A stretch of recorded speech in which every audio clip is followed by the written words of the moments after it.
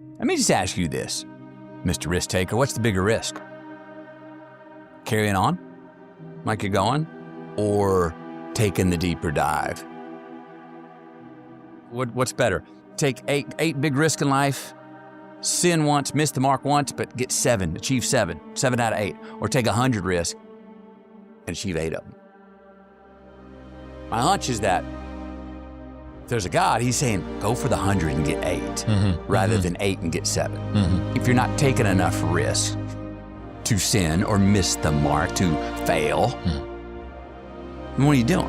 Don't come back with even money. Come back with the safe bets. You cannot afford not to. A man's most valuable, most important resource is his good name. If a man ain't got a good name, he ain't got nothing.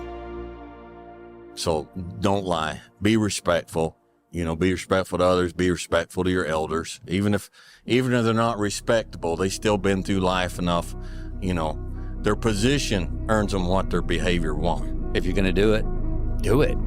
Say what you can do. Do what you say. If you can't do it, don't say you can do it. Don't over-leverage yourself. Don't over-leverage a decision and then jump in and kind of dip a toe. I think I'll try it out. No, think if you're going to try it out beforehand, but when it's time to go, dive. Finish it. Find out. Come out the other side.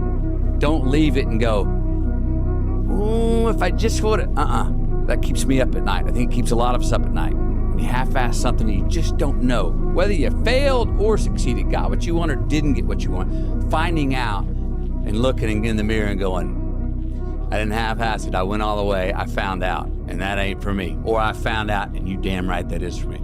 That's a great place to get to. This is what hard feels like. Did you expect it not to be hard? Did you expect this thing that you're trying to achieve not to be difficult? Every other person feels the exact same way. Only risk takers win. By definition, if you are the same as everybody else, if you're not taking a risk over and above what everybody else is taking, by definition, you can't win. Nothing's ever going to be given to you. Everything's going to be earned.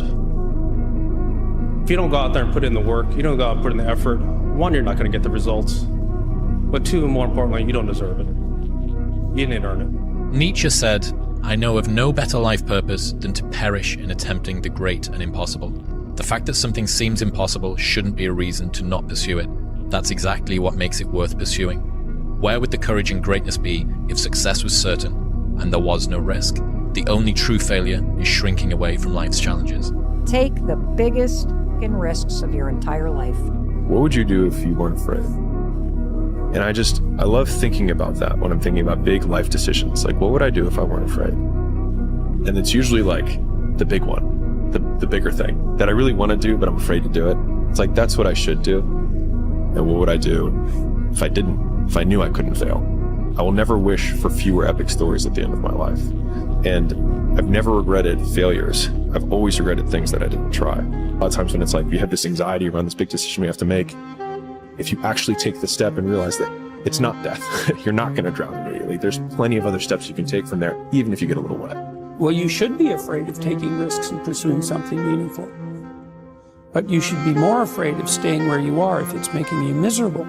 It's like the first thing you want to do is dispense with the idea that you get to have any permanent security outside of your ability to contend and adapt. It's the same issue with children. It's like, you're paying a price by sitting there being miserable. And you might say, well, the devil I know is better than the one I don't. It's like, don't be so sure of that. The clock is ticking. And if you're miserable in your job now and you change nothing, in 5 years, you'll be much more miserable and you'll be a lot older. Just get a stable job, just get an easy job. Don't go too flashy, don't go too crazy, don't go too risky. There isn't any risk. That's what people don't understand. There is no risk when you have nothing. When you're a peasant-ass brokey, you have no risk, nothing. The risk is living the life that you currently are living. There's no hacks, bro. It's you against you. You against you. And if you misunderstand that, you have a real problem. People want to find their passion, but you don't find it, you create it. And you create it by getting good at something. And to get good at stuff, you start by doing something you suck at. Then you get good. Then you like it. Then people ask how you found your passion. Answer: by starting when you sucked and not giving up. Relax. Just relax. I need you to go find some shoes. You got some shoes, you can go walk. You can go run. As far as the gym you can't find, do you have a floor where you live? Do some push-ups, do some sit-ups. We're waiting to find purpose, we're waiting to find why. We're waiting to find all this shit before we start.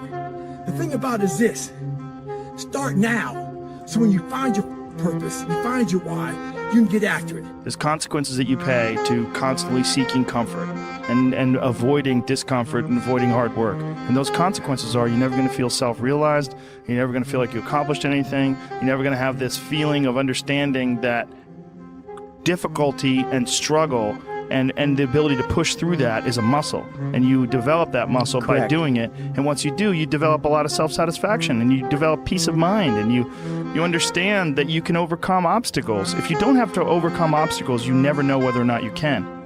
Let me tell you the best advice I ever got at Harvard. You want to be great? You need to sacrifice. The more painful the sacrifice, the greater you'll be. Lazy people don't know how to start. Weak people don't know how to finish. Successful people don't know how to stop. People demand success, but refuse to work weekends. People want opportunity, but won't talk to strangers. People claim ambition, but sleep in every day. We are the result of our actions, not our aspirations. You better not lose this. This is an opportunity of a lifetime. Your grandma counting on you to do the right thing. Your mama counting on you. Your cousins, your brothers and sisters are counting on you to cash in on this opportunity. If you're going to try, go all the way. Otherwise, don't even start. If you're going to try, go all the way. This could mean losing girlfriends, wives, relatives, jobs, and maybe your mind. Go all the way. It can mean not eating for 3 or 4 days. It can mean freezing on a park bench. It can mean jail. It can mean derision, mockery, isolation. Isolation is the gift. All the others are a test of your endurance, or how much you really want to do it. And you'll do it, despite rejection and the worst odds, and it will be better than anything you can imagine. If you're going to try, go all the way. All the way. You will ride life straight to perfect laughter. It's the only good fight there is. A wise man once told me there's only one rule in this world. A small question that drives all success. The more a man invests in that question, the more powerful that man will become. Can you guess what that question is, Mr. Green? What's in it for me? It's what you say to yourself on a daily basis. If you say, you can't hurt me, can't hurt me. Every time I got my ass kicked in everything I did, whether it be a fight or a test or going through SEAL training or Ranger school, can't hurt me, can't hurt me, can't hurt me. It starts to get in your mind. And before you know it, it's the truth. So when you fail, you fall on your ass, somebody bullies you, whatever's going on in your life, can't hurt me. What would you say to anybody that's lost direction in life? A lot of people don't feel lost their whole life, but they're just stuck in this like box until they're 70 and they're like, look back and they're like, how did I get here? You know, because they had such a clearly defined path for them and maybe it wasn't where they wanted to be. So being lost is an opportunity to stop and slow down and reflect where you truly want to go. It will get better and you'll figure it out. Just do what you can, fill yourself up right now, learn who you are in the season of life, and just trust that whatever will come will come. You cannot allow your mind to open up for the possibility of it can be done, which is why you being people are where they are today. Because you shackled your mind to have limits.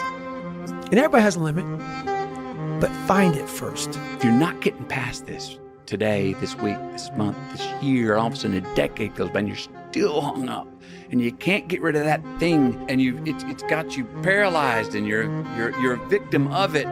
Is there, and you're doing the therapy and you're doing the work and you're taking a prescription if that's what you're taking, is there value in going, if it's holding you back from going where you want to go, maybe you should just deny the thing ever can happen. Kick it in the head. Kick it off the curb. I'm done with you. I'm sick of you. I'm tired of hanging out with you. I'm tired of that thing, whatever it is, holding me back from going where I want to go. So if I can't wax the car, you know, and get past this thing, just kick it. The doers are the major thinkers. The people that really create the things that change this industry are both the thinker-doer in one person. And if we really go back and we examine, did Leonardo have a guy off to the side that was thinking 5 years out in the future what he would paint or the technology he would use to paint it? Of course not. Leonardo was the artist, but he also mixed all his own paint. He also was a fairly good chemist, knew about pigments, knew about human anatomy, and combining all of those skills together, the art and the science, the thinking and the doing, was what resulted in the exceptional result. And there is no difference in our industry. The people that have really made the contributions have been the thinkers and the doers. Don't waste your life. Set your goals high. Quit thinking about what's wrong. Start thinking of what's right. Love a little more, hate a little less. You have no idea what you're capable of doing. Make up your mind today, you're going to figure it out. Every family deserves to have a winner. I think it should be you. You gotta work. Your time is gonna happen. You're here for a reason, but you gotta be ready, because if you're not, it's on you. It's not a bad thing to be unique. It's not a bad thing to be different. It's not a bad thing to be comfortable with yourself, regardless of what everybody else around you is doing.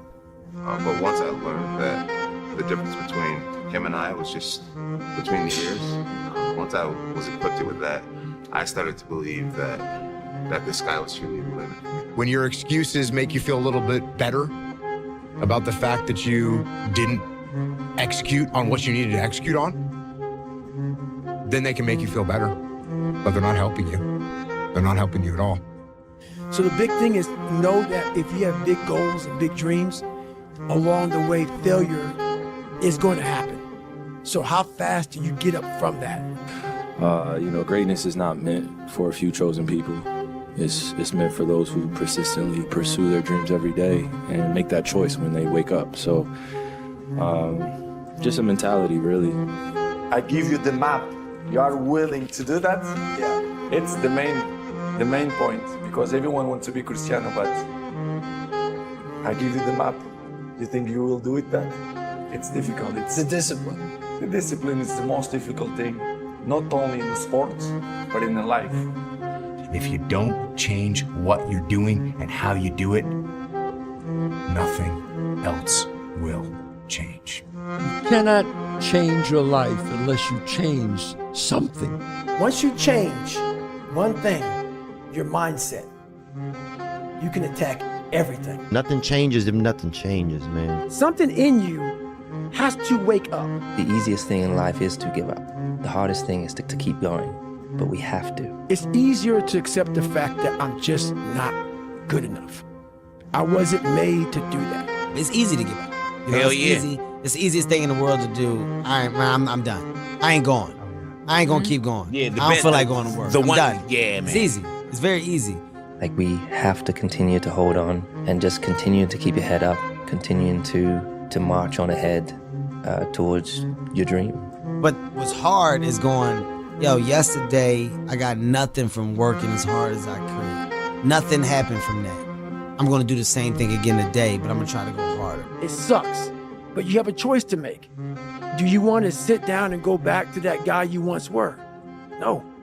So this is what it takes. If you always do what you always did, you'll always get what you always got. When you're going through something really challenging, how do you show up within it? Do you choose to become a victim of complaining and misery and shitty, or do you find meaning in how you show up in the suffering? You gotta do it alone. You gotta do it broke. You gotta do it scared. You gotta do it when you don't know what's going to happen. You gotta do it when you don't feel like it. You gotta do it even when you're nervous. You gotta do it even when you don't have the answers, because you'll figure it out as you go. That's the secret to manhood. That's the secret to life. No matter who you are, you'll figure it out. I never ran from anything because I didn't have nobody to go to. I've always had that, where I'm going. Home to get me. Ain't nobody there. Right. You know what I'm saying? I've always been in a situation where I'm forced to deal with it myself, so. To be successful at anything, the truth is you don't have to be special. You just have to be what most people aren't. Consistent, determined, and willing to work for it. No shortcuts. You can achieve the absolute impossible. You don't need great parents. You don't need to have this humongous GPA and all this other What you need is the one thing I talk about in my book. was a straight up, brutal work ethic. You had to be willing to outwork everybody in the world. Talent is not enough anymore. Talent? I don't believe in talent. Well, some people, they have talent. It's good. It helps when you have talent. As long as you have a lot of determination and willpower, that's all you need. And you have to have the will to win. Effort, dedication, work hard. This is why I say stay hard. Because when you weren't given the gifts, the only thing you can do in life is stay hard. This is all you can do. There's no magic pill or a magic potion. All you can do is outwork the man that God created, or woman, in you. You cannot lose when it's your time to win. And when it's your time to win is determined by God. Not you, not me, not a guru, not your business coach, not the latest best-selling author. Times and seasons belong to God. Period. For a man to eat and drink and enjoy the fruit of his labor, it is from the hand of God. It's a gift from God. These people go to the gym, they get big, they get jacked, they can run fast, all that but the only thing they're doing is they're coding over the mind. All you're doing is building a bigger, stronger quitter. Your mind hasn't gotten any stronger because you haven't gone back in there and dealt with shit. So second adversity comes, like, my God, I'm fit. What's wrong? Your mind is still soft. If you consume enough of that content, if you read enough books about people who have embarked on certain kinds of journeys and made certain choices, that at some point you might introject some of their personality and their responses and subconsciously start making decisions, hopefully positive decisions, on your own behalf, maybe having more appropriate boundaries, maybe taking better self-care or care of other people. And that without even realizing it, you're starting to make better choices on your own behalf. And then at some point, you move from the introject to a recognition that, wait, it was me that made that change. I'm the one that managed to get a bit earlier and do a little bit more, or to be kinder in this context, or to listen a little bit better in this context. And over time, we start to ascribe those changes to ourselves. God created man for one purpose, and that's to serve. We are here to provide, we are here to protect, we are here to teach, we are here to lead. That's what we're here for. We're not here for ourselves.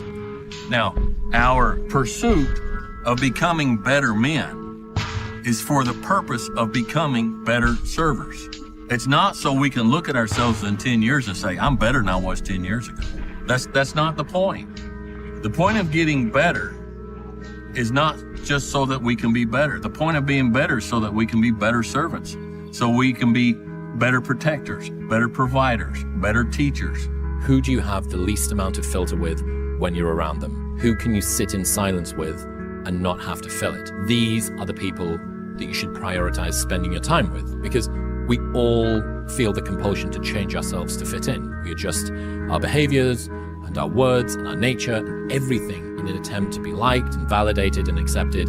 And the more people who make it feel safe for you to truly be yourself around them, the more confidence that you have to be that person every day. I think very often when you feel a beep of envy, it's because there's a fragment of your true ambition and your true self in the life of another person. And rather than going, oh, I must run away from it, go, no, this is a clue. What is there that you are envious of? And often envy is a very inaccurate emotion. We envy the whole of someone when actually it tends to be a part of them that we want. And so we go, I'm envious of that singer, actor, business person, etc. You want to go, hang on. It won't be the whole thing. Drill into it. What really is core here? And you might realize it's actually not their fame, their money. It's that they work with their hands, or it's that they live in a log cabin somewhere far away from other people, or whatever it is. So the best thing to do with envy is to see it as a guide for your own ambition, not a sign of your innate jealousy and inadequacy. It's a clue. What a privilege to be tired from the work you once begged the universe for. What a privilege to feel overwhelmed by growth you used to dream about. What a privilege to be challenged by a life you created on purpose. And what a privilege to outgrow things you used to settle for. Golly. To be tired for having done the thing that you once dreamt of doing is a beautiful blessing. Self-control is a very masculine quality. You're able to control yourself. You're able to control your passions. You're able to not talk too much if you don't need to talk too much. I'm not saying that women don't have, that the opposite is wrong. These are things that men naturally have because of their biology. And I'm sorry, I do believe in these things. But they're good. They're just how you use them that can be bad. The responsibility for the well-being of your family, your wife, your husband, your children, are yours. Are yours.